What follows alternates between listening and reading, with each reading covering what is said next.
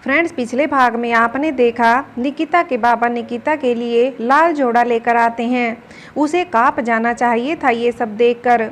एक बार पहले भी पहन चुकी है वो लाल जोड़ा, हाथों में मेहंदी लगा चुकी है। वो लाल जोड़ा, वो मेहंदी लगे हाथ ससुराल की दहलीज तक पहुंच ही नहीं पाए थे। उसे न तो दुख था और न ही खुशी महसूस हो रही थी। निकिता ने झुरझुरी ली, क्या वो पत्थर बन गई है? नहीं, हाड़ मांस ही तो है, फिर उसे कुछ महसूस क्यों नहीं हो रहा? निकिता, निकिता, बाबा की पुकार पर निकिता अपने लोक से वापस लौट आई। जी जी बाबा, निकिता हड़बड़ा कर बोली। बेटी, भूल जा पुरानी बातों को। एक दिन है तेरे पास खुश होने के लिए। तेरी किस्मत शायद इसी तरह बनाई गई है। बाबा उदास हो गए। अब आगे। बाबा, आप उदास क्यों होते हैं? ये सोचिए, आपकी विधवा बेटी के जीवन में खुशियाँ आई हैं तो एक ही दिन के लिए सही, और रंग तो हमेशा के लिए आ जाएंगे ना। शहर में रहूँगी, अच्छा खाऊंगी। निकिता ने बाबा को दिलासा दिया। आंखों में आंसू लिए बाबा मुस्कुरा उठे। वो जानते थे निकिता बस उनका मन बहला रही है। शहर में रहना और अच्छा खाना ही तो जिंदगी नहीं होती। जिंदगी में और भी बहुत कुछ होता है जो ऊपर वाला शायद उनके नसीब में लिखना भूल गया। चारू, बाहर से माँ के चिल्लाने की आवाज़ आई। हाँ माँ, चारू बोली। ये ले हल्दी, जाकर निकिता को दे दे। रोहित के घर से आई है, उसे बता दे इस हल्दी से नहाकर ये पीली साड़ी पहन ले। माँ चारू को हल्दी और साड़ी पकड़ाती हुई बोली। माँ, दुल्हन को हल्दी घर वाले लगाते हैं ना? चारू हल्दी का कटोरा देखकर बोली। हाँ, लेकिन कुंवारी लड़की को, विधवा को नहीं, माँ ने कहा और रसोई की तरफ चल दी। चारू भी निकिता के कमरे की तरफ आई। तू दिल पर मत लेना, तेरी माँ के शब्द हमेशा कड़वे ही रहेंगे। तेरी नानी ने जरूर करेला ही खाया होगा इसके पैदा होते समय, और बाद में इसे भी करेला खिलाकर ही बड़ा किया होगा। बाबा निकिता को हंसाना चाहते थे। बाबा की बात सुन निकिता मुस्कुरा भी दी। साथ में नीम के पत्तों का जूस भी पिया होगा नानी ने। चारू कमरे में आते आते ही बोली। उसने बाबा की बात सुन ली थी। उसकी बात पर तीनों बाप बेटी हंसने लगे। अच्छा बिटिया, तू जल्दी से नहाकर कपड़े बदल ले। पंडित जी भी आते ही होंगे गणेश पूजन के लिए। बाबा निकिता के सिर पर हाथ रखकर बोले। निकिता ने सिर हिला दिया। दीदी आप नहा लो, मैं भी तैयार होकर आती हूँ, चारू बोली और कमरे से बाहर चली गई। उसके लिए भी सब कुछ अजीब था। जिससे उसकी शादी होनी है, उसी से उसकी बहन की शादी हो रही है। इस बात पर खुशी मनाए या उदास हो, वो समझ ही नहीं पा रही थी। उसे लगा था वो खुश होगी, उसकी दीदी की ज़िंदगी की नई शुरुआत हो रही है, लेकिन नहीं, वो खुश नहीं थी। शायद जलन की भावना उसके अंदर घर कर चुकी थी। सूरज ने पलकें झपकाई, बार बार झपकाई। हाँ, वो निकिता ही थी, लेकिन लाल जोड़े में। क्या उसने शादी कर ली? किससे, कब और सबसे बड़ा सवाल क्यों? वो तो ऐसी तो नहीं लगती थी कि कोई उसे पसंद हो। शादी कर ही ली थी तो वो भाग क्यों रही है? किससे बचकर भाग रही थी? जिसके साथ भाग रही है वो निकिता का पति है। एक पल में सूरज के दिमाग में कितनी ही बातें, कितने ही सवाल गूंज उठे। उसकी नज़र भागती हुई निकिता और उस आदमी पर गई। वो इसी तरफ आ रहे थे। शायद गांव से बाहर जाना था उनको। सूरज हैरान था, परेशान था।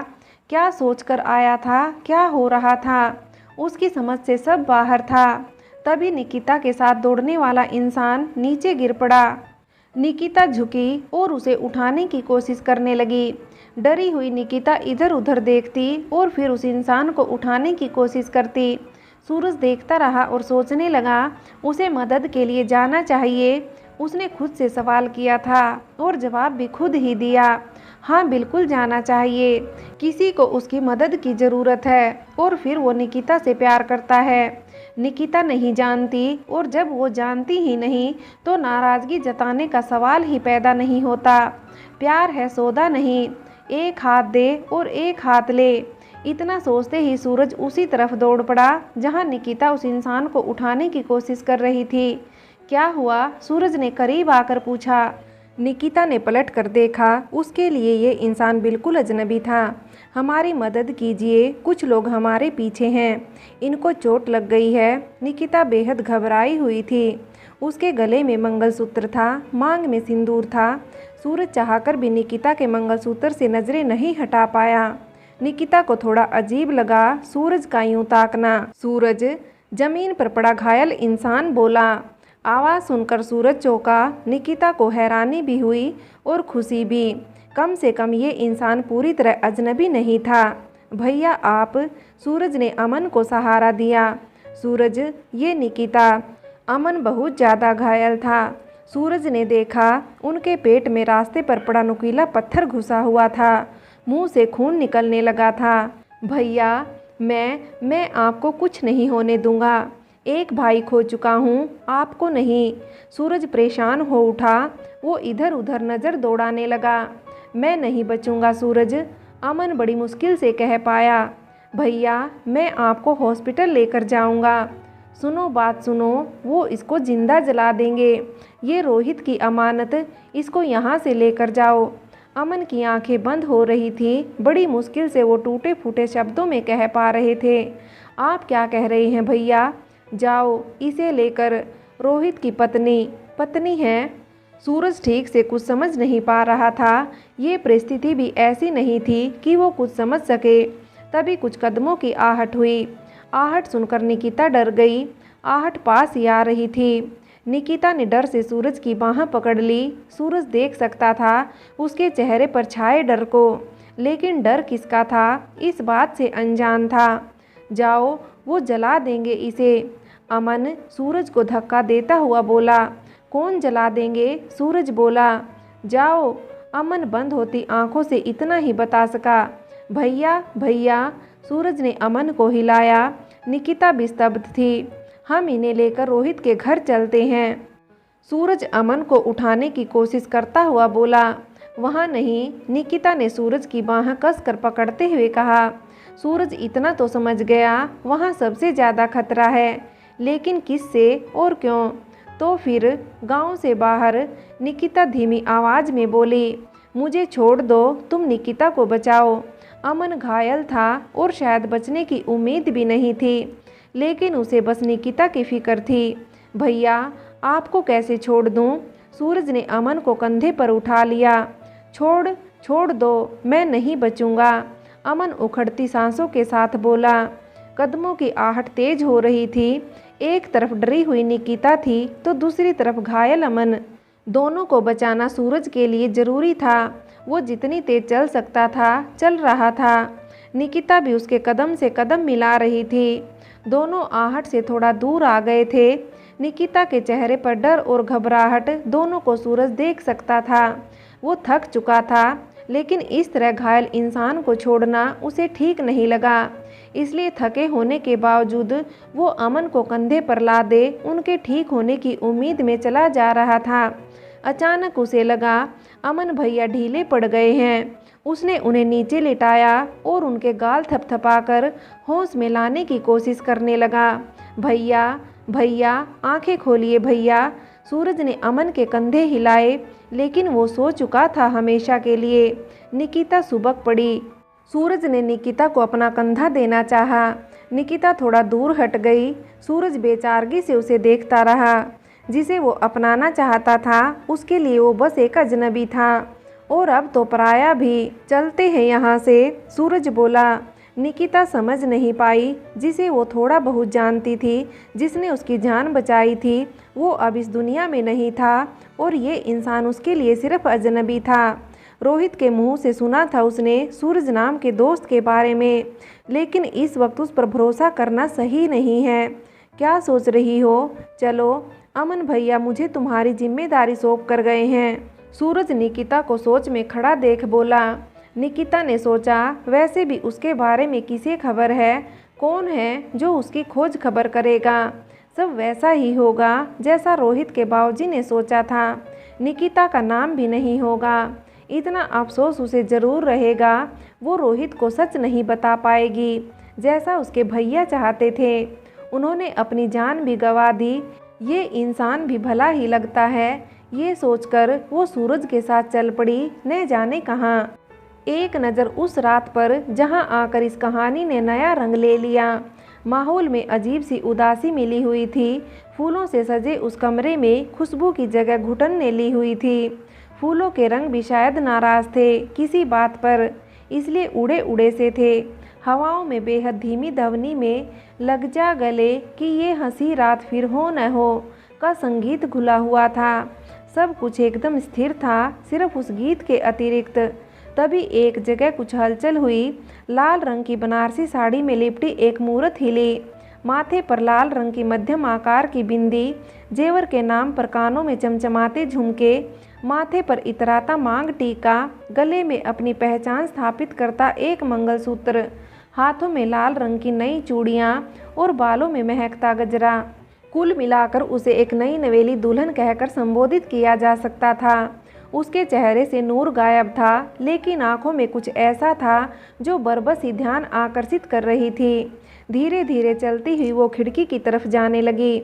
उसके पैरों में पड़ी पायल भी उसकी चाल से ताल मिला रही थी और बेहद धीमे स्वर में छन छन की आवाज़ कर रही थी। एक सजीला नवयुवक खिड़की से बाहर कहीं देख रहा था। अपने ठीक पीछे उसके होने के एहसास पर वो धीरे से पलटा, मगर उन आंखों में दर्द का सैलाब जैसे जम सा गया था। अच्छी खासी कद काठी का वो युवक अपनी आंखों में संसार का जैसे सारा दर्द थामे हुए था।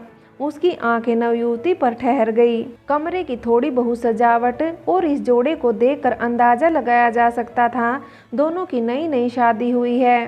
कमरे का माहौल बेहद उदासी भरा था। दुल्हन के जोड़े से झांकती आंखों में दयनीय पुकार थी, गुहार थी, और जैसे वो समझ गया उन आंखों की पुकार को, उसने धीमे कदमों से चलते हुए कमरे की लाइट बंद कर दी थी।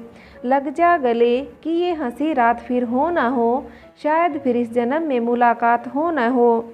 गीत के बोल इस अजीब खामोश रात में गूंज रहे थे और इस माहौल को और भी उदास बना रहे थे, जैसे किसी के मिलन की ये आखिरी रात हो। हाँ, पहली और आखिरी रात थी ये, निकिता और रोहित के मिलन की। दोनों इस बात को जानते थे, चाहते नहीं थे ऐसा हो, लेकिन किस्मत के हाथों मजबूर थे। कमरे में जलती मोमबत्तियों की रोशनी अजीब बेचैनी पैदा कर रही थी। नींद का नामो निशान नहीं था उनकी आंखों में। उनके मिलन की इस अजीब रात वो कैसे सो सकते थे। तुमने इस शादी के लिए हाँ क्यों की निकिता? रोहित ने निकिता की आंखों में देखकर पूछा। न करती तो ये रात मुझे कहाँ नसीब होती। निकिता बेहद धीमी आवाज़ में बोली। तुम्हें मेरी याद नहीं आएगी? रोहित ने पूछा। निकिता ने नए में सिर हिला दिया। भूलने वालों को किया जाता है याद। निकिता की नज़रें नीचे थी। तुम यहीं रुक जाओ ना, रोहित ने बेबसी से निकिता की आंखों में देखकर कहा। रोहित की बात पर निकिता तड़प उठी। आह, कितनी तड़प, कितनी बेचैनी थी दोनों की आंखों में। दोनों कितनी ही देर चुपचाप एक दूसरे को देखते रहे। फिर रोहित ने तड़प कर निकिता को अपने सीने से लगा लिया था। निकिता भी चुपचाप लेटी रही। दोनों खामोश थे, लेकिन ये खामोशी बड़ा शोर कर रही थी, चीख रही थी। उनके बीच बातें करने को जैसे खामोशी ही रह गई थी। आधी रात से पहले ही रोहित की आंखें लग गई। निकिता को जैसे इसी पल का इंतजार था। वो धीरे से उठी। सोता हुआ रोहित मासूम बच्चे सा लग रहा था। निकिता ने प्यार भरी एक भरपूर नज़र रोहित पर डाली। उसके जाने का समय हो चुका था। उसकी आंखों में कुछ बूंदे आंसू की छलक आई। उन्हें पोंछ लेने की कोई कोशिश निकिता ने नहीं की। कमरे से बाहर आकर आंगन से होती हुई निकिता घर के बाहर आई। घर के एक तरफ गली में अंधेरा था और उसी अंधेरी गली में दो साए खड़े थे। निकिता उन सायों की तरफ गई। वहाँ केशवलाल और महेश खड़े उसका इंतजार कर रहे थे। तुम्हें महेश के साथ जाना होगा, केशवलाल बोले। महेश को देखकर निकिता घबराई, लेकिन ये सोचकर सामान्य हुई, कुछ घंटों की ही तो बात है, मुझे घर जाना होगा। उम्मीद करता हूँ तुम शांति से सारी विधि कर लोगी। आखिर रोहित की जिंदगी का सवाल है और तुम्हारी बहन की भी, केशवलाल बोले। निकिता ने हाँ में सिर हिला दिया। केशवलाल निकिता को महेश के साथ छोड़ घर के अंदर वापस चले आए। चलो, महेश बोला। निकिता को कुछ अजीब लग रहा था। उसका दिल कह रहा था ये इंसान भरोसे लायक नहीं है, लेकिन फिर भी उसने दिल की बात न मानकर उसके साथ जाना ही ठीक समझा। दोनों गांव के घरों से काफ़ी दूर आ गए थे। ये जगह बिल्कुल ठीक है, महेश बोला।